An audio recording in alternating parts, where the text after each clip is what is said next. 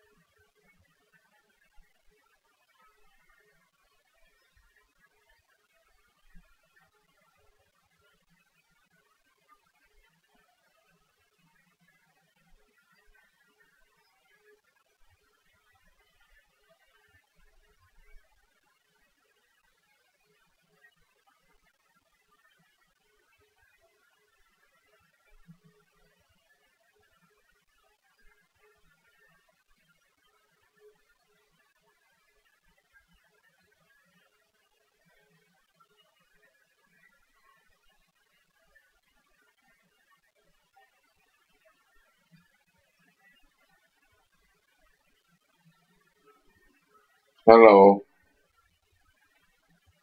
Hello.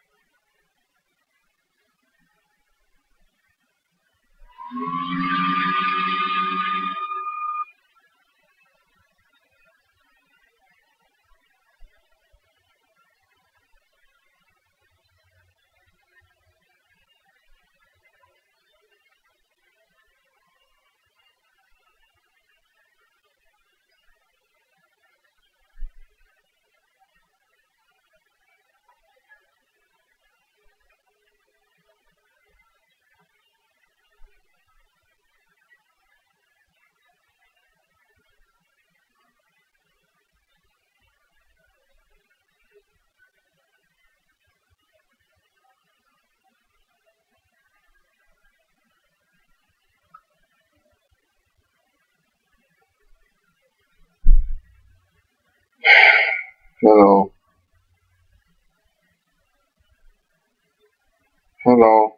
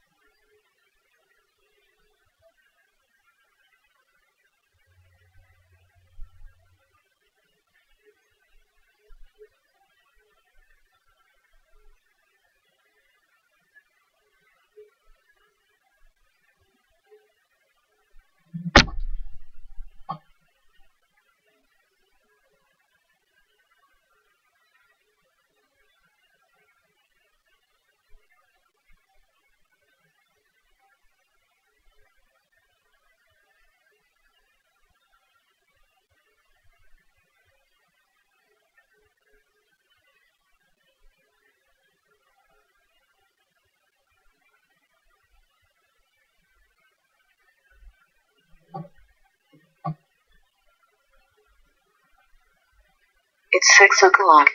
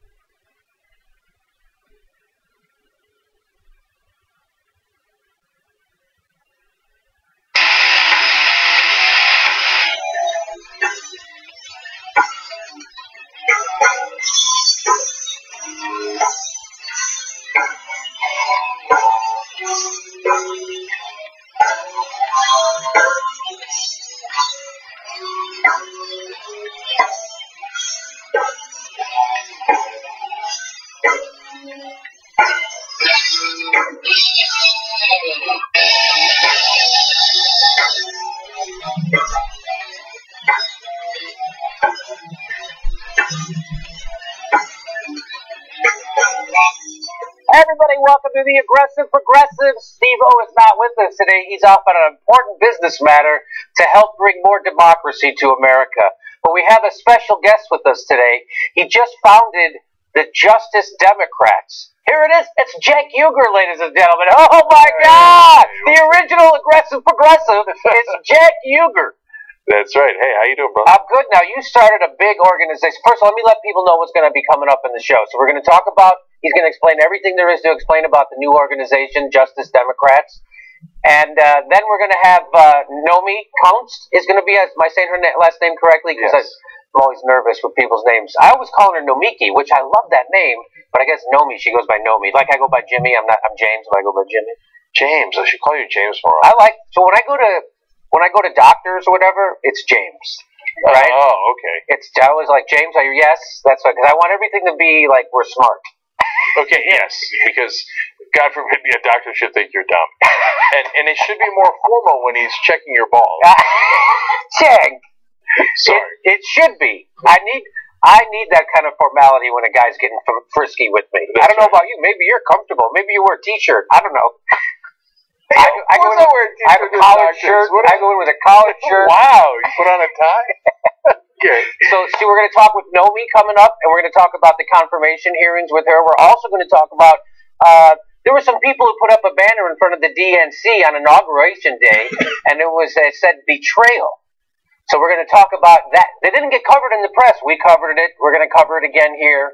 And we're going to have, her name is Dr. Margaret Flowers, who runs an organization called the popularprogressive.org. She's going to be with us. So that's all coming up, plus a lot more. What was wrong with the Women's March? We're going to talk about that. But right now we're going to talk with Cenk Uygur, the original aggressive progressive. Now, Cenk, tell me what you announced this week. The Justice Democrats, and you put together an organization to get corporate money out of politics. Yes. Am I right? Am I good so far? Absolutely. Now, you take it the rest of the way. Okay, so it's a strong progressive wing of the Democratic Party. So we're not playing around, and our platform's online. You can see it, and we reframe things the way that they should be. And the whole point is to board the Democratic ship and take it over and make it what it used to be, and to save the soul of the Democratic Party. Because what it used to be is a kick-ass, lean, mean ship, okay? Now, you think, no, for the last 20, 40 years, the Democrats have been such pushovers. You caucus in the tank, during the Bush... Mondale. Yeah, Mondale. He says he's not going to raise your taxes. I'm going to tell you I'm raising yours. What are you doing? Right. Are you old enough to remember that? Of course. Yeah, okay. Yeah. And all the Bush years when they said, well, we're going to keep our powder dry. For 8 years, they kept their powder dry. Boy, did they. They didn't impeach him. Yeah, no, not even close. And so their powder is enormously dry. We're going to take some of that powder and use it. Oh, really? Yes. And so, and before that, though, I talk about this all the time. I want people to remember it, and it's super important, that progressives got everything done. We got the New Deal done, Social Security, Medicare, Medicaid, war on poverty, civil rights, voting rights. That was all progressives. We were so strong, we broke Nixon's back and got him to authorize the EPA and OSHA. Nixon created those because he was scared of Ralph Nader. So if you have strong progressives, you can win easily and overwhelmingly in the country, because look at the polling. The polling indicates that the country is significantly center-left. Always has been, too. Yeah. So, and there's a little bit of a populist streak in the party, which is unsurprising. And so there's some non-negotiables in the platform. You cannot take corporate. So wait a minute. So you have written down on paper a platform? Yeah. So you can find that either on medium.com/theyoungturks, or just go to the justicedemocrats.com, and it has where you can nominate people, you can sign up to the party, you can donate, but there's also a button that shows you the platform. And so tell me about this platform. First of all, you said how you're going to frame things correctly. What does that mean? So, like, for example, on energy, Democrats talk about, like, the oil companies, and that's good, and I have even further framing on that issue in a sec, but we got to get them to stop drilling, etc. Our framing is, we're going to be number one in sustainable energy, okay? You're going to let Germany or China be number one in sustainable energy? No. America leads the world, and we're going to lead the world in sustainable energy. That's what we're going to do. Wow. Okay? That's great. See, this is the kind of things that make you feel good. Yeah. Right? Like we have hope. This is actual hope. That's right. And for real change, not 5% change. That's right. And in healthcare, we're going to go for universal healthcare, single payer, and you know what we're going to do? Can't do it, Jack. Can't do it. Sorry. Watch Can't do me. it. Watch Sorry. me. Okay. Do you read Vox? Do you not read Vox? You can't do it. So, step aside. So, here's what's unacceptable for America to be number 37 in healthcare. You know what we're going to be, Jimmy? We're going to be number 1. Okay? We're going to have universal healthcare, and we're going to be number 1 in healthcare in the entire world. Are the Republicans and the corporate Democrats telling us we can't do it? Yes. That America can't be number 1? Is that what they're saying? That is what they're saying. That Jack. seems pretty defeatist to me. I'm for America. I don't know who they're for. I'm for America. I'm for. So what you're saying, what I'm hearing is that we're going to win so much on healthcare. It's going to make your head spin. Actually, it's going to make your head healthy. That's how much you're going to win in healthcare. So, and so some things are non-negotiable. You're not allowed to take corporate money or big donor money because that corrupts, and we're not going to have that. And that's the whole point of the party. Okay. So let's talk about the funding. Right. So you're a 537, what they call a 537. It's actually a hybrid PAC. Hybrid PAC. So it takes a PAC and a super PAC. So now I used to do rich people in Bel Air and Beverly Hills would often call me up and say, hey, we're doing a benefit to get money out of politics, and would you come do some comedy? And Right. so I would go, and I would spend the first 5 minutes talking about the irony of that we have to raise a lot of money so we can get money out of politics. It's one of those weird things. You have to raise money to get money out of politics, and you find yourself in that same position, right? Yeah. So for Wolfpack's also a super PAC. There's also going to be a 501c4 component to it too. But But Wolfpack's slightly different than, it's very different than just Democrats. 2 different causes. Yes. And Wolfpack's nonpartisan. But I'm talking about the structure of it. The structure. Okay. So Wolfpack will take big money and doesn't mind fighting fire with fire. Will not take corporate money. Right. None of these take corporate money, right? So No corporate money. No. Okay. But Wolfpack, you want to give $1 million to Wolfpack, bless your heart. So now here's the thing. So that's even more ironic. But look, part of the idea I had in Wolfpack and getting money out of politics, and I want to do a constitutional amendment, Yes. etc. And you're making good progress on that, by the way. Yeah, we are. Thank you. And so my point was that look, part of the problem here is that they've got, or one of the things here is that they've got an Achilles heel. If you have a system built on raising as unlimited money, well, you're raising unlimited money for all of your priorities: deregulation, lower taxes, subsidies for oil companies, etc. I could raise all the money in the world and concentrate it on only one issue, which is to get money out of politics. Okay, but that's Wolfpack. That's Wolfpack. But for the reason why Just Democrats is different, why we will not raise even big donor money, is because we don't want the people running the organization or the candidates, more importantly, spending time in the wrong room. It's not just so for Wolfpack, there are no candidates. So the way that big donors control those groups is they'll say, okay, now I'm going to give you $5 million over 5 years. And once they do that, you're hooked and you're gone. Then you'll hire staff. You'll like your staff if you're a decent person and a liberal, etc. And then you don't want to fire that staff, and then they got you. And if you want to get the next installment, right, you're going to have to do... Now, look, they're not going to tell you to do wrong things, and they're not going to tell you if they're liberal donors and support the oil companies, but not too much change. Nice and easy. Right? So Wolfpack's rule on big donors is, you give me the money, and I don't give a damn about your conditions, okay? And so I don't care about your next installment. I don't count on your next installment. You can go take that installment, take a very long hike with it, right? But if you want to give me $1 million, no strings attached, I'll take it. Right? And I'll use it to get money out of politics. For Justice Democrats, even though that sounds pretty good for Wolfpack, it's not for Justice Democrats, because then in order to get that $1 million, our candidates or even our organizers have to spend a lot of time in the room with the guys who are giving that money. Okay? And if you spend the same amount of time and go to the small donors, you'll actually, we think, be able to raise the same amount of money, but without having to live and breathe among the donors. Because, again, the liberal donors are not bad people, okay? A lot of them want to make sure that we fight climate change, etc. But it gets you in a mindset. And so I remember when I was at MSNBC, and my agent took me to the club. Okay, I love this story. yeah, and it wasn't technically a club. But it was the right place to have breakfast. It was at a fancy hotel in New York, in Manhattan, right? And boy, was he right. We walk in, everybody's there. Al Sharpton, Tom Coburn, Tucker Carlson. I don't remember, but probably. How could he not be there, right? So I just saw a headline saying some other journalist was claiming America loves Tucker Carlson. I don't think you've ever met America. Okay. Anyways, and when I was there, America. in the beginning, like, who doesn't want a nice meal, right? Who doesn't want a nice hotel, right? Okay, right. And it's lovely, and I'm like, oh man, I made it. And all these people are coming up and shaking my hand, and Harold Ford, and all these guys, right? Harold Ford, I know, right? I mean, the original Cory Booker. That's right. That's exactly it. And then I saw John Bolton walk in. Oh! And they were all nice to him? Super nice. Oh, this is what I'm talking about! Right. And it turned my stomach a little bit.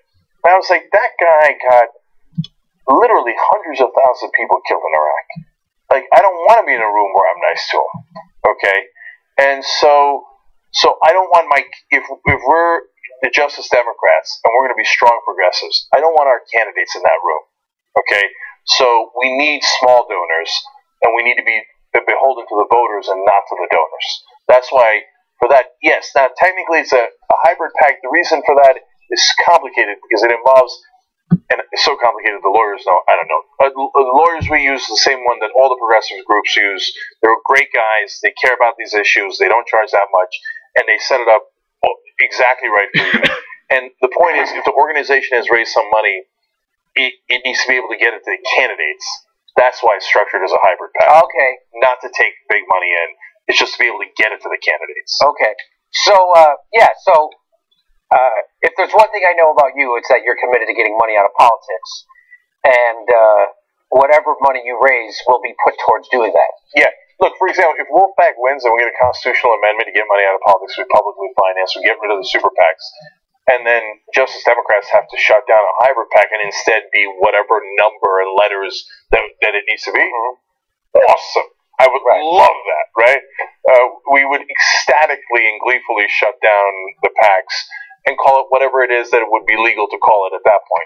Because the bottom line is, we just want to be able to have a vehicle that raises money from small donors and make sure that it goes right to the cause that they donated to, Justice Democrats. So now you are literally going to be slating candidates? Like, so when the midterms happen, how many candidates are you going to have a nationwide slate for Congress? Yes. You will. Yeah, that's great. Look, one of the guys involved in this is Zach Exley. He was one of the senior advisors to Bernie Sanders, and he's always had this vision. He wants to run 400 campaigns. Okay, and in the beginning I was like, well, Zach, it's a lot of folks. Right? There's a lot of campaigns to run, and are we even sure we can get that many nominees? Because we want people to nominate someone who's a leader in their community. Hey, maybe I nominate you. Maybe I take that nomination. Okay, I'm thinking about it. I can do my politics work from 2 to 4, and then that's it. Well, then you'd be a perfect politician. I know, right? Okay, so then they're giving us the wrap-up time, but I have a lot more stuff to ask you. Go ahead. Okay, so we got 1,400 nominees in 3 days. So there's a lot to choose from. Now, that doesn't mean it's in every district, and they're going to vet the candidates. But yes, we're going to pick a candidate in as many districts as we can, and we're going to run them. But in order to run all those campaigns, you need a lot of money. That's true. They all have to have a campaign director, and even if they're knocking on doors, they need someone to organize the volunteers to knock on doors. So that's you're going to be like the new DNC for progressives. Yeah, for real progressives. For real progressives. That's what you're going to do. And so right now, today, we see in the news 14 Democrats voting for Pompeo, who says he's going to torture and do war crimes. And so they're not standing up for civil rights or human rights. So what would you do with people, Democrats like that? So they keep asking me in the press, are you going to primary these guys, that guys? Look, we're going to pick our battles in the beginning because you want to put as many people in the office as you can. So now, but if you're in Connecticut and you're Jim Himes and you're the representative from Goldman Sachs, well, why would I not primary you? Right? Because what? We're going to lose a seat to a Republican? No, we're not. That's a very safe blue state. So you can't do your fear mongering. Okay? And if you're going to represent Goldman Sachs interests, he used to work at Goldman Sachs, and he's the one that wants to deregulate the banks and pushes for that over and over and says we have to. But guess what, Jim? We don't have to. And the person who replaces you won't. Okay? So we will primary those folks, no question about it. Ultimately, if you take corporate money or big donor money, then you're not a Justice Democrat, and we'll come for you. And so, I have two questions, and then I'll let you go. What do you think is in it for those Democrats to confirm Trump's nominees? Like, why wouldn't they provide a unified front against him? And at least, if for no other reason, a little political payback for the whole year they spent screwing over Barack Obama's Supreme Court pick. What is in it for them? Yeah, so they want to seem reasonable. That's the claim. Pragmatic, right? Sherrod Brown, for example, is a strong progressive, but Trump won his state by, 13 points or something along those lines? So is he maybe a little worried about that and wants to reach out to Trump voters and say, look, I'm not blanking against him, yada, yada, so that might be part of what's going on there. If it was me, I would flip the framing. So there's a bunch of them who have not signed the ethics forms, and by law they must, right? So they have to go to the ethics office and tell them what their business interests are, yada, yada. Anyone who hasn't, I do a giant press conference with those Democrats and go, I will not aid and abet Donald Trump in breaking the law. If you don't sign this form, you don't go in the cabinet, period. We are a country of laws, okay? So I believe in the rule of law, and I will not allow Trump and his cabinet picks to break those laws. It's not that hard, is it? No, it's not that hard. No. So what do you see happening in 2018? So, Jimmy, every day that goes by, it's only been 6 days so far that Trump's crazy president. already, all the stuff, right? Yeah, but good news, bad news. Every day, I think he's a little crazier than even I realized. So I guess that's the bad news. The good news is, I'm like, I don't think this can last. Like, we're spinning out of control, and it's only 6 days. I mean, the guy is... They're already having revolts inside the agencies, right? Like, all the scientists are going to have a march now. Yeah. NASA, the parks, national parks, they're revolting against his gag order. All the senior officials of the State Department resigned together today. Gone, all at once, right? And so, I think even at some point, the Republicans have got to go, no, we can't have... This guy is a petulant child, and he's a danger to the world. So John McCain already signaled that he's going to oppose him, and they said, "Aren't you afraid of Trump's retribution?" And he said, "Trump won my state by 4 points. I won my state by 14 points." So he's already. So they're already. So in 2 years, they're going to have to either run with Trump, who's already going in more unpopular than George Bush was after Katrina. Yeah. So they're either going to have to defend him or they're going to have to run away from him. I say they're going to run away from him, and the ones who defend him are probably going to go down unless they're in super safe places. I think it's going to be a bloodbath, except the Democrats will find a way to screw it up. So not on our watch. And so that's why I think Justice Democrats is so important.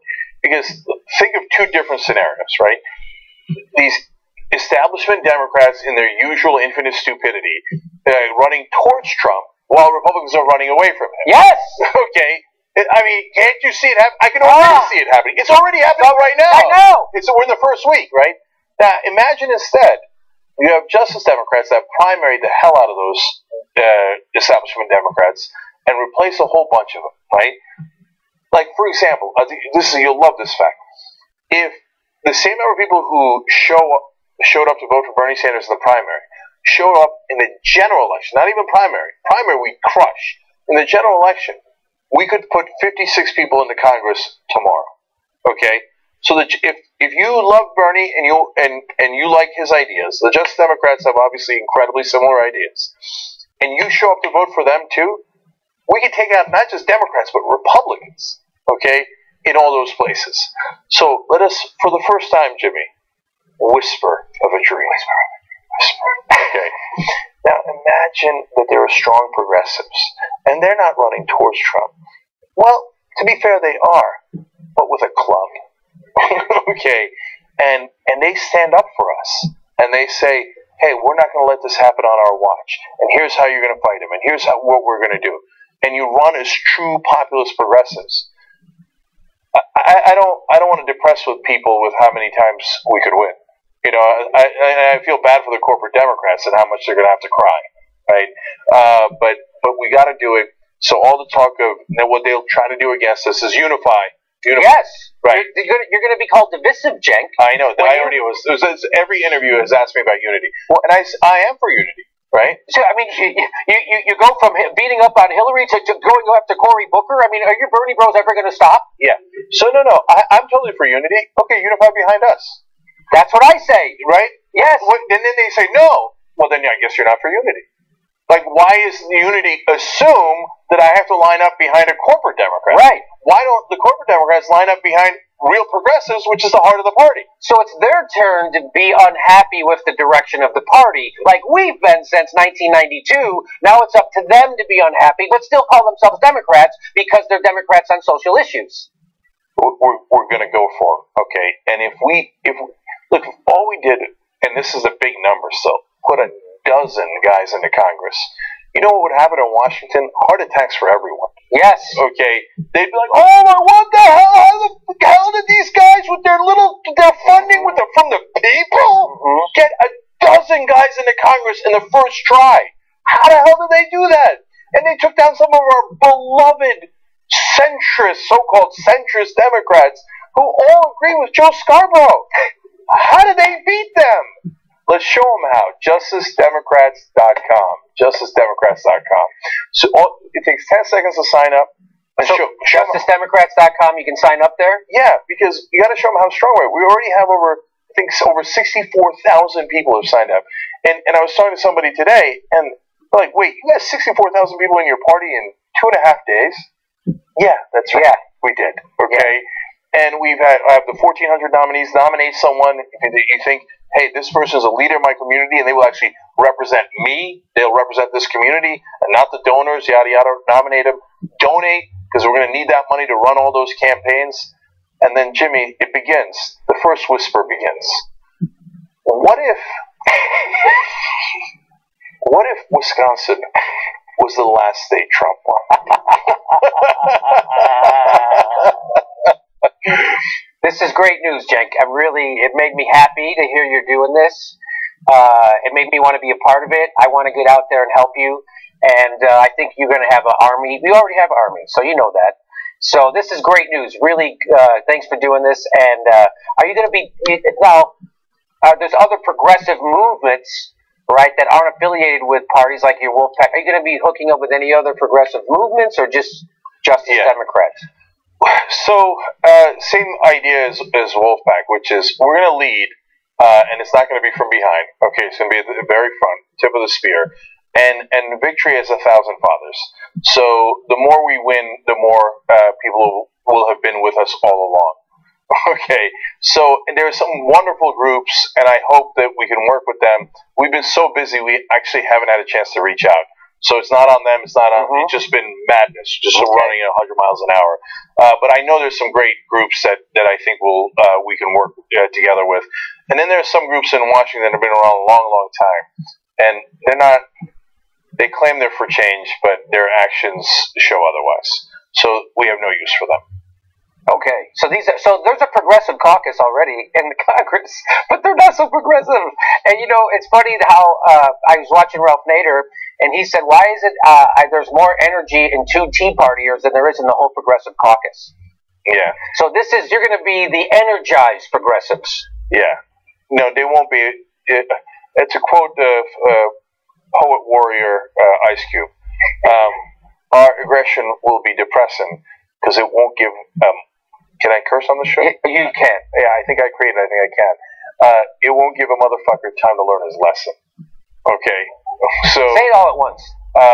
Our aggression will be so depressing, it won't give a motherfucker time to learn his lesson. Ah, okay? There you go. By the time they're trying to learn the lesson of 2018, we'll be mauling them in 2020. This is great news. People need good news. People need something to look forward to. This is something people can do.